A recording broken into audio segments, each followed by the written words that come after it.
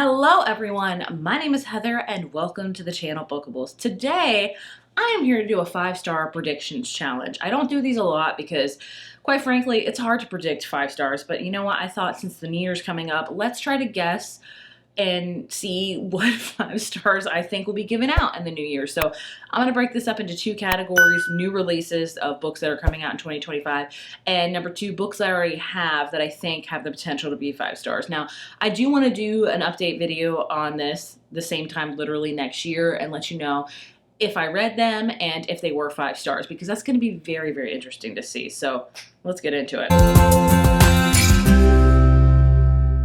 As far as the new books that are coming out in 2025, a lot of these books, most of them are authors I have already read and given a 5 stars, so it kind of follows the trajectory, if that makes sense. First up, we have Witchcraft of Wayward Girls by Grady Hendrix. I have given 2, I think, of his books 5 stars. I really enjoy him as a horror author. I have high hopes.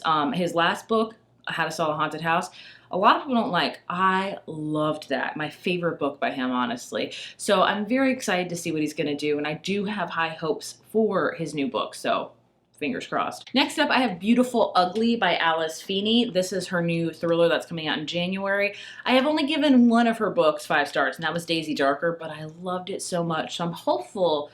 I'm always going into Alice Feeney hoping to be obsessed with it. So I'm hoping this one will be. It sounds really intriguing, more than especially her last couple books were. So I'm excited for it and do have high hopes for it. Then we have A Sea of Unspoken Things by Adrienne Young. One of my favorite books is Spells for Forgetting. I love that. It was so atmospheric, so beautifully written. I just loved it. Now, she had I forget what it's called, the Unmaking of June Farrow. I liked it. I didn't love it, but this one just sounds so interesting.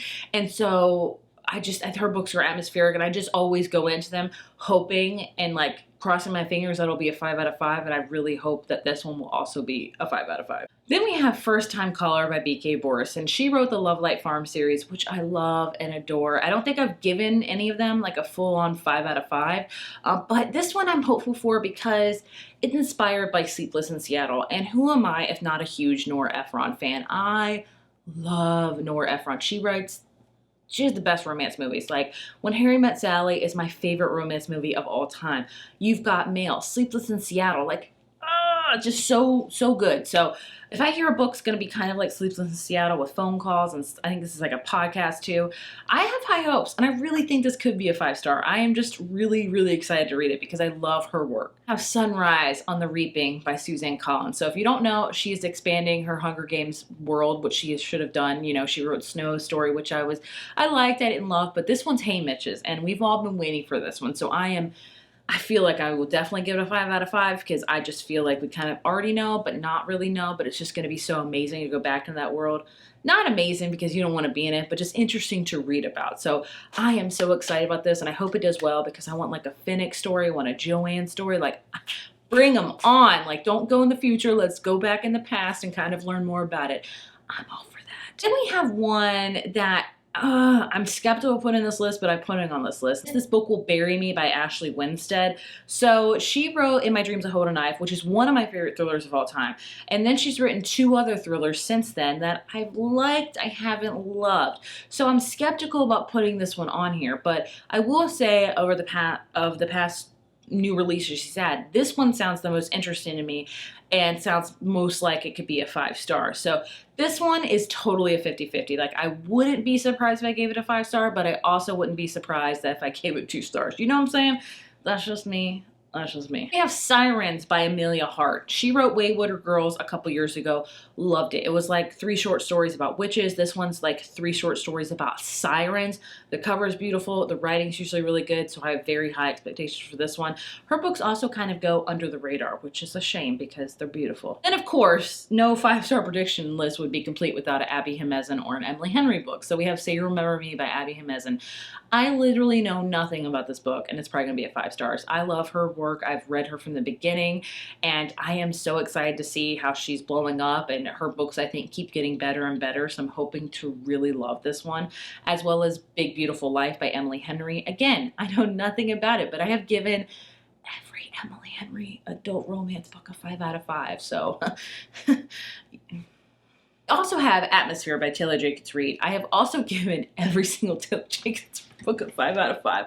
I love her books. I love her writing. And this one's like, I think 1970s astronaut space story. Like, oh, I'm so excited for it. Like this year, I feel like every year I'm excited, but this year's got some really, really good books that I have very, very, very high expectations for. So please don't let me down. Then we have a new Victoria Schwab book, and I feel like it's been a minute since I've read a new Victoria Schwab book, and that's Bury Our Bones in the Midnight Soil. This one's kind of about, I want to say witches, but I don't, something like that, but it sounds amazing and haunting, and her writing is just so stunningly beautiful that I'm very excited for it. Last new release 5-star prediction I have is Sounds Like Love by Ashley Poston. She has written 3 adult romances. I've read them all. The first 2 I gave 5 out of 5. The third one I gave a 3 out of 5. But I'm hopeful. I still really enjoy her books, so I'm very, very hopeful for it. So that is all the new release books. I think I'm going to give 5 stars. Like I said, we will see. Now I have a stack of books I already have on my TBR card that got released this year or the year before that I just have a feeling will be 5 stars. First up, one that I can confidently probably say will be 5 stars, and that is The Woman by Kristen Hanna. I have read 3 Kristen Hanna books, gave them all 5 stars. My favorite book is The Nightingale Eye. I love that book, but the reason why I haven't read any more of her books is because, yes, they are beautiful and amazing, but they make me sob. Like, they are freaking sad Lifetime movies that, it just has to be the right mental state. But you know what? I've learned that there's going to be no right mental state for life. You know, I'm just going to have to read it, and I really want to read The Woman, her new release. This one sounds more appealing to the one even before this that was even earlier in time because she's known for historical fiction, but I can like 90% say sure this will probably be a 5 out of 5. Then we have All the Colors of the Dark. This one is 50-50. I have heard amazing things about this book, and everyone's saying it's beautiful and it's a great mystery thriller, but the last amazing mystery thriller people were talking about it was The Guide to the Woods by Liz Moore, which everyone and their mother seemed to love. I thought it was so boring and I DNF'd it. Like, I was like, I don't understand how people could like this. I don't know if I'll feel the same way because this one has also the really big hype of it. But I've heard a friend say that this is like if Kristen Hanna wrote kind of more contemporary, and that to me sounds like a 5 star. So this one, I wouldn't be surprised if it was 5 star. And I wouldn't be surprised if I DNF'd it or give it a 2 star. You know, options. I have a Kennedy Ryan book. I have not read a Kennedy Ryan book. Why? I don't know. But this one, I know it's kind of the sequel companion novel to It Ends With Us or something like that. No, maybe that was a Colleen Hoover book. You know what I'm saying, though. But this one just sounds really amazing. It's about a marriage that falls apart, and it's a mom that I've heard has a special needs child, and I am a sucker for those books because I'm a mother of a special needs child, and I feel like we're a different breed, you know? So I just feel like I will probably be with everyone else and give Kennedy Ryan a 5 star. Last one I have on my TBR card that I think has potential to be a 5 star is The Teller of Small Fortunes by Julia Leong, and it's a cozy fantasy, and I adore cozy fantasy. They are just my jam.